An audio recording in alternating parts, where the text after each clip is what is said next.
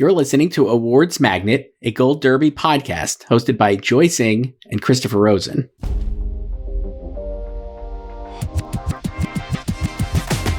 Welcome back to Awards Magnet.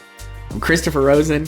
I'm joined by Joyce. And Joyce, it's time for a long-awaited mailbag episode.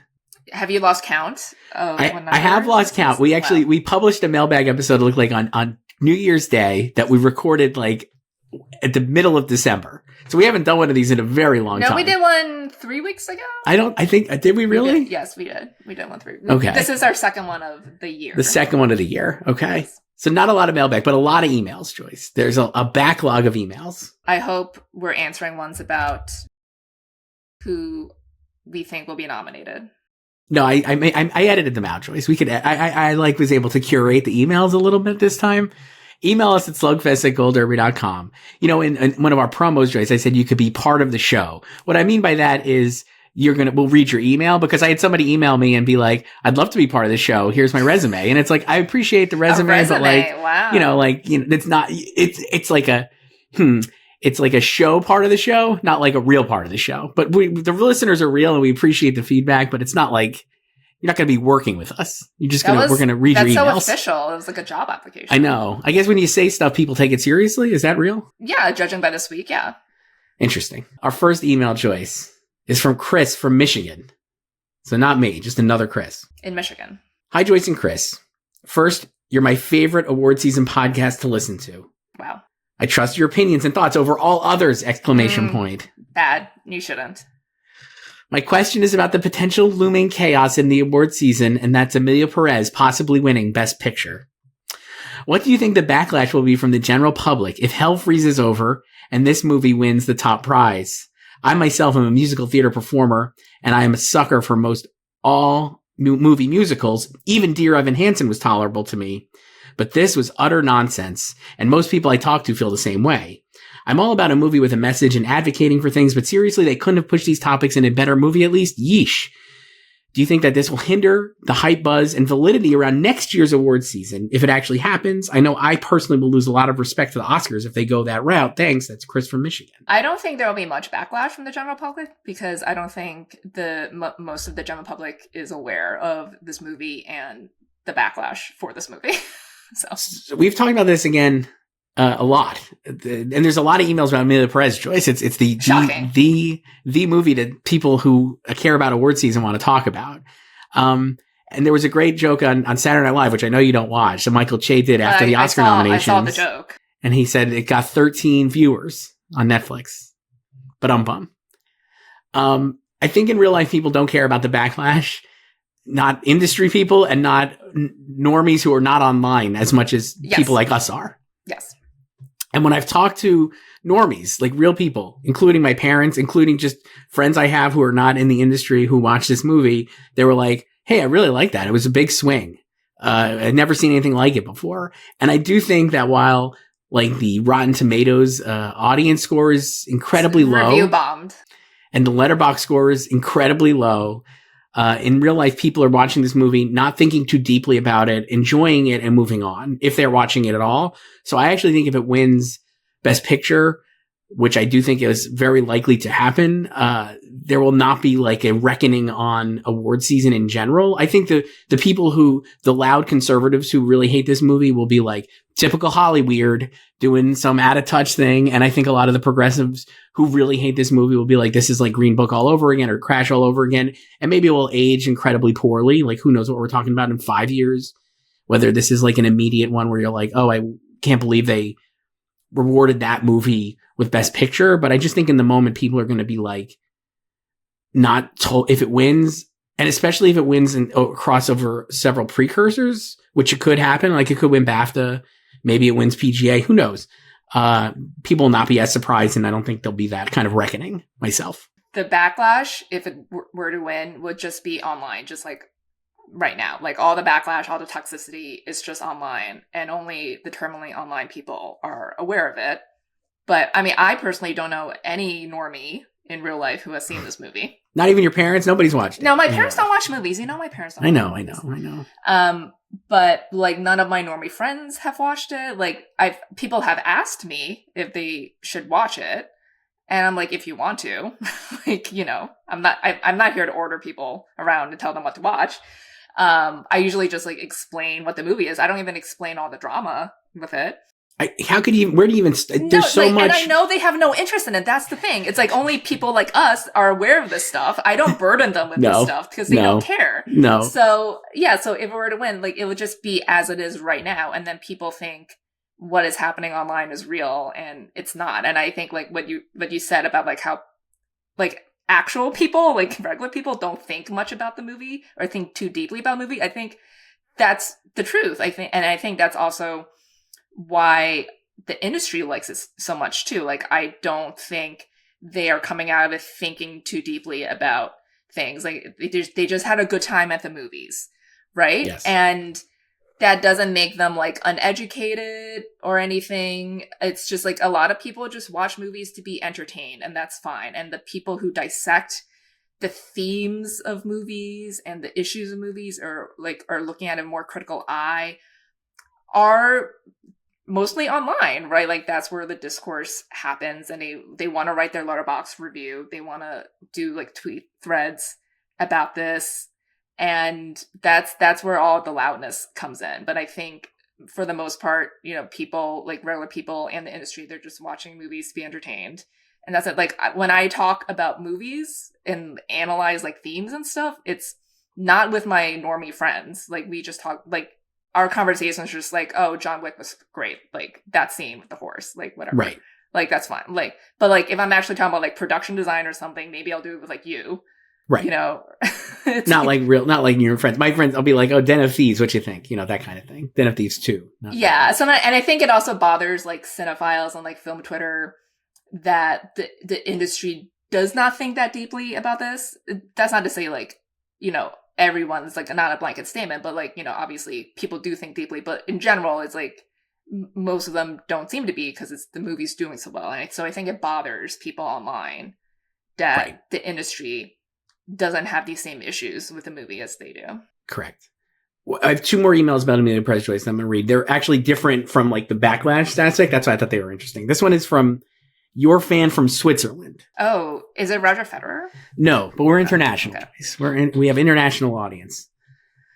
Dear Joyce and Chris, longtime listener, first time email. First of all, when all this is over, could we have a rundown of Chris's most iconic swings of the season? For me, his enthusiasm when wondering if Ridley Scott would win would be one of the highlights. A great moment. Great. I can't even deny it. It was so much fun. Now here's the question. And if it piles up on several you will receive by the preferential ballot, please skip. Well, it didn't, so I'm not skipping. Your fan. I am sure you have several emails from David L. to get through at this point anyway. Shots fired. Shots fired. Also, no emails from David L. He did not email this week. That's the biggest twist. I think he probably was not expecting us to do a mailbag, and then we'll hear about it in the next. We've let him down. Anyway, here's the actual email. In way too many chats among supposed Oscar, quote, experts, I heard people asking questions like, if you place Emilia Pérez first, what would be your second? To me, this is a misunderstanding of the system, unless I am mistaken. We should be asking what would be the second for those who put the first movies likely to be at the bottom of the Best Picture race. I think these are Nickel Boys and sadly Dune. In this case, one could see The Brutalist prevailing, as these movies are likely loved by cinephiles and, quote, film bros, or by those appreciating filmmaking of epic scale feel. Things could be more complicated with the next films in the Best Picture lineup. I'm still here in the substance. One could say their international flavor could favor Emilia Pérez, although I'm still here as a film from Latin America, and this community made me more attuned to the backlash Emilia Pérez is receiving compared to the European crowd. Anyway, I'm sorry if this was too long. I just get frustrated with the content from supposed, quote, experts, and if I am misunderstanding the preferential ballot, I'd rather stand corrected. Thanks for your content, your fan from Switzerland. Wow. I hope it's Dan Marinka now. No, like that is the more accurate read of the preferential ballot, because the films that will be eliminated first are the films that receive the fewest amount of number ones, which could be Dune, Nickel Boys. So then what's number 2 on those ballots? Because that's how it's going to get redistributed. You're not thinking Emilia. I mean, I guess people online wish Emilia Pérez was eliminated first. but it probably won't be. It probably will be like top 2. I think that's exactly right. And what your fan from Switzerland is saying here is 100% right. But I just actually don't believe there will be that many ballots with Nickel Boy. You know what I mean? Like, I don't like, I do agree that, like, if you put Nickel Boy as number 1, the chances of you doing The Brutalist number 2 is a lot higher than you doing Emilia Pérez at number 2, right? Based on your presumed tastes. Not that people can't contain multitudes. But I don't think there's going to be like a real amount of, like, Nickel Boys is not going to get a significant amount of number 1 votes. You know what I mean? So it's like, even if The Brutalist gets that, like, that's 100 how you votes. need to, you need to, like, think about how the order of elimination, basically. Right. So presumably Nickel Boys are due first, and then maybe I'm Still Here, and then maybe The Substance. Yeah. But then, you know, like, if it's up to The Substance, maybe they had Dune and Nickel Boys 2, 3. So then what's their number 4? You know? So, like, that's how we have to look at it. Like, it's not just exactly what's number 2, because when you get down to it, it might be, like, if the top 2 is Emilia Pérez and The Brutalist, maybe The Brutalist is actually, like, number 7 on someone's ballot. Right. And now the thing with me and with Emilia Pérez, and why I actually don't think it'll be polarizing, is because if you don't want to count, and I'm putting that in, like, scare quotes, like, international film and the 2 song nominations, which I see people being like, well, it kind of padded its 13 nominations with these categories where other movies aren't, like, The Brutalist is not going to be competitive in those categories, right? Or, like, Wicked necessarily is also not going to be competitive in those categories. But at the same time, I'm like, I do think you could see, like, there was clear enthusiasm for Emilia Pérez across the board from the way it distributed its nominations. So even if it's not, like, I don't think it's going to be like a bottom tier for a lot of people. I think even if they don't pick it as number 1, it's probably 3 or 4 on their ballots. And like you're saying, like, maybe 1 through 3 are eliminated, and then it goes to Emilia Pérez anyway. You know, that kind of thing. In addition to people who are really passionate about Emilia Pérez and have it number 1 or number 2. So that's why I actually think it has the best shot to win Best Picture at this point, but who knows? I mean, yeah, I think it could totally wind up in the top 2, and then it's just a matter of a handful of votes, maybe. Right. Of, like, who's going to win when you redistribute everything. Last Emilia Pérez email, Joyce. This one's from Mike B. Emailed us at slugfest@goldderby.com. Hi, Joyce and Chris.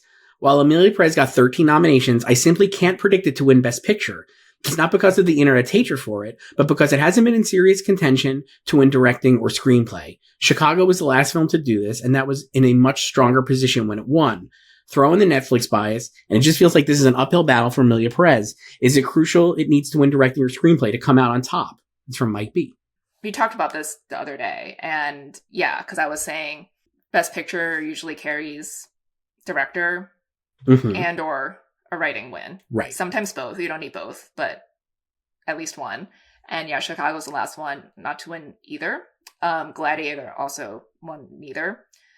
And the favorites in those categories are The Brutalist in directing, and Emilia's in adapted. So, and Conclave's a favorite. Yes. There too.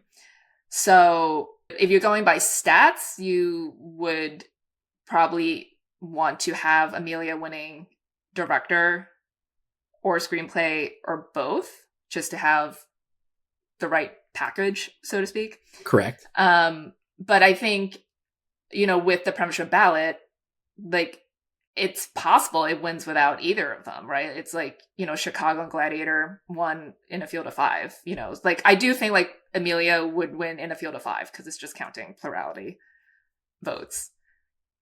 Yes. I also think, like, there's a lot to be compared to that year for Chicago. You know what I mean? Like, this does feel like one of those years, though, to me. Like, it doesn't feel dissimilar to the Chicago year, not just because Adrian Brody's here. It just feels like it's a year where it's like the top movies in those categories are not strong as Best Picture. You know what I mean? Like, The Brutalist maybe could win Best Picture, and, like, it would make a lot of sense because of the package it could put together. But it also doesn't feel like as strong as, like, Oppenheimer, you know what I mean? Or, like, a lot of these other epic movies that have won Best Picture, to me at least. So I'm like, maybe this is just one of those years where it bucks the stats and it doesn't win directing or screenplay, because I wouldn't predict it in either of those categories, but I feel much more confident about it winning picture than I do a lot of the other movies. So I don't know. Yeah. Like, and also, like, stats aren't rules. Like, you know, like, they're usually just kind of coincidences, and, you know, like, and then, like, streaks end too, you know? So, and we've had a lot of, like, stats break in Like recent Coda years. was a year, right? When obviously a lot of stats broke. And then but people will point to but it still won Screenplay. adapted, Right. it had adapted, it didn't get a directing nomination. Correct. So it's it still has one of the two. So, and that's same thing with Green Book, no directing nomination, but it won screenplay. Here's where actually, the reason I didn't bring this up is because our next email, not about Emilia Pérez, but actually here's why I think Emilia Pérez will win one significant award that's unexpected that will help it win Best Picture. But this one's from Sean H. Joyce emailed us at slugfest@goldderby.com. Hi, Joyce and Chris. I emailed back in October about possible snubs and surprises in the Oscar nominations. I have to congratulate you on calling the Angelina Jolie snub at the time when many people thought she was a lock and could even win. Now that nominations are in, I'll ask the same question. Do you see any categories that seem like a lock but are possible upsets in the making, like when All Quiet on the Western Front won production design or Judas and the Black Messiah won Best Song? Looking at the odds, a few categories have heavy favorites, including both supporting acting and screenplay races, director, international film, costumes, and production design. Other categories seem stuck between two contenders like actor and visual effects. Do you see any potential dark horses that could pull off a shock win? And before I sign off, another Sean emailed last month, and I was shocked. I'm not sure why, since it's a common name, but I've been emailing for a few years, and this has never come up. I'll add my last initial and pray this other Sean doesn't have the same initial. Thank you. Wow. Sean H. Sean H. Sean H is the OG Sean. OG Sean. Yeah, OG Sean. That's your name now, so. OG Sean, I have one prediction right here, and it goes to Emilia Pérez. I think Emilia Pérez is going to win editing because I think it's the most editing, and it would make people absolutely apoplectic online based on the last week. And it's third place in the odds, but I really do think it could win editing, and that will help it win Best Picture. I also have it in editing, but I wouldn't say that's a category in which there is an obvious frontrunner that is seemingly locked. I feel like any film could win that category. Sure. So, but I do have it in first there because it's the most edited. Correct. Most editing, and it's also a movie that people really like. No disrespect to Conclave and The Brutalist and Anora and Wicked, but I do think Emilia Pérez will win there. Any other categories, Joyce? We talked about the top lines the other day. I don't really know. Sound is also open too, so that's not locky. Let me ask you this with sound. Wicked leads, and I think I have Dune right now, and then even in visual effects, Dune and King of Planet of the Apes. For sound, what if it's Emilia Pérez there too? Does it win sound and editing? Do they go together? That's what I was wondering. I don't know, because there's 3 music films here, basically. Correct. And then Wild Robot. I think any of the 4, but except Wild Robot. No disrespect to One Wild Robot. Yeah, no, the great nomination. Yeah. For One Wild Robot, but I don't know. Dune is obviously weak. Well, right? That's what I was wondering, right? People are predicting Dune and visual effects, or even if you're predicting in sound, I'm like, the Academy did not really love it, and it kind of, maybe they're just not. The whole Academy is voting. Maybe they're just not going to think about Dune. Maybe they'll just pick what they like, which maybe is Emilia Pérez. Wicked has a great narrative with the live singing. Yes. Recorded and mixed. Yes. So. I don't know. This one's from Diana. Joyce emailed us at slugfest@goldderby.com. Hi, guys. I finally had a chance to see A Complete Unknown, and I fear I am just never going to, quote, get Timothée Chalamet. He is a good actor, and I think he does a good job at portraying Bob Dylan, but I think there are a lot of good actors. Also, you'd never see Austin Butler pulling what Timmy did on SNL, just saying. I just don't get the fanfare that surrounds him. What am I missing? Thanks, that's from Diana. I think he's just, from a fan perspective, I think he's, the Gen Z star. Yeah. Their teen idol, so to speak. And then from the industry perspective, I think it's also a media thing too. He's been propped up as the next movie star. Too, yes. Even though there are no more movie stars. And he maybe is the last movie star, right? Because he actually seemingly puts butts in seats as an actor without as much IP, even though a lot of his stuff is IP. You know what I mean? It's not IP. But it's not like superhero IP, I guess, right? But it all is IP and just different. Wonka, Complete Unknown, I'd say is IP, right? Dune obviously is IP. So he's getting people to see these movies that are maybe more traditional movies than the blockbuster superhero stuff we've seen over the last several years. I do like this drag about how Austin would not be doing, or he wouldn't be performing as Elvis on SNL, which is true because there were I saw some tweets basically dragging Austin, like he wouldn't do that. I was like, he wouldn't do that because you know what? You also give him shit for doing that because you gave him so much shit for his voice. I thought that was cool though, SNL. I don't disagree that I think Austin it's Butler fine. would do Like, it. I think, don't know. It didn't bother me. well, no, because it's more like everyone thinks it's cool that Timmy did it. But it's like, you would not be saying this if Austin were doing it or if Bradley Cooper were doing it last year. Oh my God. Imagine Bradley Cooper did Exactly. That's what I mean. It's like, oh my God. Also, my friend's dad, speaking of Bradley Cooper, her dad who despised Maestro. Yes, I remember this. The lore is strong with your friend's dad. He was a normie dad who watched Maestro, could not stand it. Yes. Well, he has seen A Complete Unknown. Oh, I would hope so. What did he think? I have his review right now. Please read it. Please read it. He doesn't think the movie explains who Bob Dylan is to other people. They grossly over-dramatize the concert in Newport. Quote, strange depiction of Johnny Cash. Especially after you've seen Joaquin. Ed Norton is great. He is upset about how Elle is treated.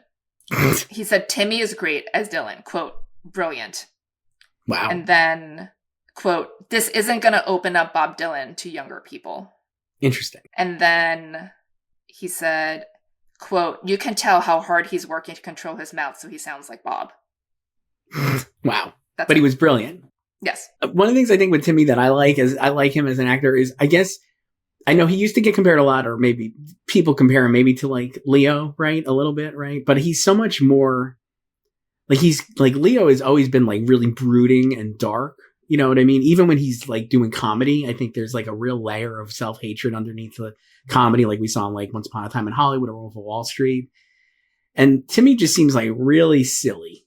And I kind of like that about him as an actor. I just think he seems like pretty like fun and like theater kid energy and that kind of thing. He's like a perfect for the Gen Z generation because it's more about like the casualness of the celebrity, whereas like when Leo became famous in the 90s, like celebrities were still at more of a remove from us regular people, so there was more mystique about them, and you could be brooding and dark and mysterious. But Timmy, he did an Instagram live dancing to Black Eyed Peas. I know. So we got your friend's dad to see The Brutalist so he could check in on Adrian Brody. I mean, he still hasn't seen Glad 2-Waiter. Wow. Yeah. Joyce, we don't have an email from David L. or some other regulars, but we do have one from Judgmental Movie Fan who checked in. Thank God. He's back, or they're back. I don't even know. He or she is back. They're back. They're back. Hi, Joyce and Chris. I know this is a hot topic that has been discussed a lot, but I just needed to get it off my chest. Screen time is not always a good metric for shit, and people need to stop using it to argue about category fraud and lead versus supporting performances. This implies that award season is somehow fair and based on a set of rules. Yes, there are obvious rules for stuff, but this process is not remotely fair. It's all made up. It's based on strategy and campaigning, not merit or some perceived notion of fairness. Also, why would you want co-stars to compete against each other? Why would you want Ariana Grande to be in the same category as Cynthia Erivo? Only one person can win? 3 question marks? Judgmental Movie Fan. Wow, 3. They were mad. I mean, no notes. None. This is the most tiring, pointless conversation to me. I don't understand why we still do it. Like, it doesn't bother me in the least that Kieran is a co-lead. I also like don't even know what people think lead even means, because it doesn't really necessarily, like, I don't know. We could debate this and people have different thoughts on it, obviously. But I'm like, is Kieran really the lead of A Real Pain? Like, the movie's not only about him. Like, he's like, obviously it's like very much about Jesse's character. And like, I think it's really focused through Jesse's character, even though Benji, the Kieran character, is in it a lot. I'm just like, it doesn't bother me at all that Kieran is considered supporting for that movie. Like, it just doesn't. I don't and get there's it. Like nothing actually from his perspective. Like Correct. Like his character is filtered through Jesse. Always. Like, it's just the fact that they're on this tour, so they're always together. And so he has a lot of screen time. And like, I guess you could argue, and I think this one makes a little, like the Zoe one makes a little more sense to me, because like, I do think the movie is largely about her journey, even though it is named Emilia Pérez and focuses on her journey. But it does really kind of, the narrative is driven by Zoe's character, and like, Rita is also like going on has like a whole arc of feelings and emotions. And that said, like even that one doesn't bother me where I'm just who cares? None of this bothers me. Like Ariana and Cynthia, that does not bother me because like that's also similar to A Real Pain, right? It's like it's like Elphaba is still the main character. Like she's probably she's more obviously a main character than David is in A Real Pain. Yeah. But it's still like everyone else there is basically supporting her story. And the other thing is like when people get mad about all this screen time stuff and how like, oh, the supporting person should be in lead. It's like no one, and like everyone was dead silent about Margot Qualley, who is an absolute co-lead and she's running supporting, but they like the movie. Mm-hmm. Like The Substance is the cool movie, so there are fewer complaints about her running and supporting. Oh my god! If we bring up The Substance again, people are going to be so mad. I have no issue with her being in supporting. I almost was going to say, what if Demi's not a lead? Can I say that? I'm going to be like, oh, this is so stupid. Chris hates The Substance. Blah blah blah blah. It's like none of this is fair. And like people just have like I think people just love like movies and like award season so much, and they want fairness. But none of this is fair. Like, it's like if it were fair, then everyone would be in the like performing the same parts in the same movie, because like that's the only way you can compare it. Like you can't compare art. Like this is just opinion based, right? It's all subjective. I'd also say this: when A Real Pain premiered at Sundance 12 months ago, literally, not a single person I saw talking about it was like Kieran is the best actor. It was always started like from supporting actor. It has been supporting actor since the movie debuted. Now people are upset because I guess some of their like the other thing that cracks me up is like there's really no. I mean, I guess there is like some stan armies. That's the whole season has now been devolved into stan armies. But this whole season is just stan wars. But I'm like, I don't even know who the stans are in the supporting category that are mad about Kieran potentially winning. Like, are the Guy Pearce stans like that upset? Yeah, there's so many like, Guy Pearce stans. Are there though? Are there really? Well, I think a lot of it's also just anti-dicting Kieran because there are just like category fraud purists. Which is so silly. It's so silly. Just lose the stopwatch. Touch grass and lose the stopwatch. Speaking of Kieran, Joyce, we have a couple more about Kieran. Different topics. This one's from our old pal Bianca, who you know as This or That, right? Yes. Hi. It's been a while since I've sent in a question. So here's a timely new one for the Oscars. Kieran Culkin or Jeremy Strong? For the Oscars? Or just in general? I'm just reading what it says. You could take it however you want. It says here's a timely one for the Oscars. This is like Selena or Ariana again. I'll go first. I'll jump on the grenade, Joyce, like Captain America. In either scenario, it's Jeremy Strong for me. For the Oscars, I definitely think I would prefer Jeremy Strong to win over Kieran, even though I think Kieran Culkin will obviously win. I love Jeremy Strong in The Apprentice. I thought he was like fantastic. The degree of difficulty to me is a lot higher than Kieran had to pull off in A Real Pain. Not that he does a bad job in the movie. I just think like Jeremy Strong turning Roy Cohen into somebody who you feel a smidge of empathy for is a psychotic performance, and he completely pulls it off. And then just in general, man, I'm all ride or die for Jeremy Strong. I love that guy. I know people don't like him, but I think he's like, I love him. He's the best. He seems like really nice. I think in real life, I actually think like he feels like a guy who's been like bullied, not just online, just in life. And I kind of feel bad for him sometimes, but I just think he's like, seems really so smart pure and like so earnest. And now like, Kieran's also people great. Can't handle it. Kieran's also great. Love him to death, but I would pick Jeremy Strong.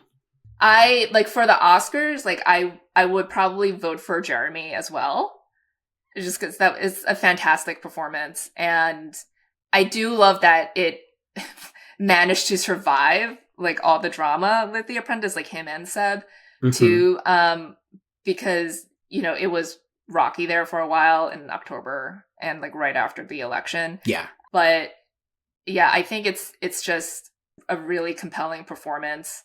And I'm happy Seb got in, but like Jeremy could have totally gotten in on his own, like he did at SAG. I think so. You know, like it's that strong of a performance. And I do feel like if the movie had come out another year or I don't even know what, like, but if like circumstances were different, like I feel like he could have even become the front runner. When we did these early Oscar picks in March, I think we both had Jeremy. I went back and looked at those, but it's bleak because we really didn't do a great job this year, but it was a harder year, I think. We both had Jeremy, and at the time, I think I would have said at the time, maybe he wins Best Supporting Actor. Like, it just feels like, I do think he's going to win an Oscar within the next 5 years. I'll just say that. Like, I think like, he could win for Bruce. I think he could win for Bruce next year or whatever he's doing after that. You know what I mean? Like, I just think like the industry is like, he's another person who I think online is maybe a little more fraught, but within the industry, people actually do really like him. Like, I don't think he has a bad reputation. I think people actually like him. Brian Cox maybe talks shit about him, but like not others. Brian doesn't even hate him. Like, they just have different ways of approaching acting. That's all. Right. Like, that's it. And then like people think they all hate each other. I'm like, they don't. Like, well, actually, that's the next. I'm going to just read you that next email, Joyce. Since, like I said, we have a couple of this one's from Kate, who said this exact thing. So then you could debunk this, I guess. Hi, Joyce and Chris. Please tell me we're not about to be subjected to a month of people arguing about some weird made-up beef between Kieran Culkin and Jeremy Strong. They don't hate each other. It's actually pretty cool that two former co-stars, both of whom won Emmys, are now nominated in the same category, the Oscars. Why are people being so annoying? It's from Kate. Because they're just annoying and they have no lives and they need to, like, no, like this season is just... Like we said, this season is the season of Stan Wars, and I think it's been exacerbated because we had some pop stars in contention this year too. But I think just in general, like it's just that's where the toxicity is like the stans just blindly support their fave no matter what, and then like everyone else who is not your fave is in the wrong somehow, or like. If they say like the slightest thing, they'll take it as an affront to their fave. And like, this has, obviously been a thing since the New Yorker profile on Jeremy. But like it like resurfaced again after like the LA Times roundtable that they did in October when like Jeremy was talking about his process. And then like days later, like Kieran and Coleman's Actors on Actors dropped. And he talked about like how, like his preparation is like a lack of preparation basically. And then that was like another thing online. And like, again, like this past week with the two of them, and it's because like how polar opposite their reactions to their nominations were, but like, that's just them, right? Like that was so on brand for both of them. Like Jeremy releasing his statement and a photo of him attending the Oscars in '93. Like that is so Jeremy Strong. Like he's such a pure soul. I know. That's what made me, I was like, oh, this guy. Yeah. And then, like, Kieran not even releasing a statement at all. And it's just, his wife storying him pouring champagne in Paris because they were there for Fashion Week. Like, that was perfect. But then, like, that became a whole thing online, too. I'm like, you also don't know these people at all. Correct. So don't act like you know them. Don't think it's not. It's a parasocial. Parasocial. Yeah, like you don't know them. Like we haven't even talked about, which we didn't even get emailed about. But I guess if people want to email, maybe next week we could talk about all the Fernando Torres and Carlos Rodriguez gone Stan Wars and controversy. It's just been this has been worse than ever before. I would say. I'm telling you, it's Stan Wars. It's just And then I mean, like in Carla's case, she interacts with people. Carla, it reminds me of Jeremy in Succession. You're too online. You've lost context. Yes. Everyone is too online. You've lost Everyone context. is. And I understand where she's coming from because it's tough when you see thousands of people commenting nonsense about you and you're just like, this is not true. Or like, why are you saying this shit about me? And like, you want to fight back, but you're too online. You've lost context. It's also hard for people or like public figures like her, who's obviously been working for a long time, but not super high profile. So like in the past, like, not just her, but like people of that stature, they could do whatever they want. It, it reminds me of Io Adebari and her letterbox. Oh, sure. Like before she blew up, it's like, she could do whatever the fuck she wanted on Letterboxd and write her silly reviews. What was the it was Tina Fey and Bowen Yang quote? Oh yeah, like authenticity is expensive. Authenticity is dangerous and expensive. Yes. Never forget that one of the great things ever said by Tina Fey. And facts. And but then after the bear and everything, like she can no longer be on Letterboxd, guys. And I think it's like Carla's going through that. It's like she's probably been really active on Twitter and talking to people through the years, and I understand why she's defensive. I think, with her is also not being defensive just about her movie, but I'm sure she's getting so many attacks just, you can't even imagine the transphobic comments and stuff that she's receiving. It's so, awful, I'm sure. Yeah.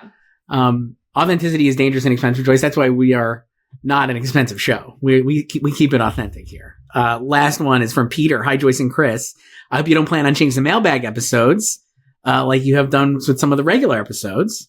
I just wanted to ask Joyce her thoughts on the Australian Open, which on the men's side felt anticlimactic in a way that doesn't feel too good to me going forward. It's from Peter. I mean, the women's final was so much better. And just like in terms of like storylines, like and narratives, a better storyline as well with Madison Keys winning and just beating a murderer's row of opponents to her first Grand Slam title at 29. She'll be 30 in 3 weeks. But the men's final was just straight sets. Never in doubt, kind of boring, and Sasha never even reached a break point on Yannick's serve.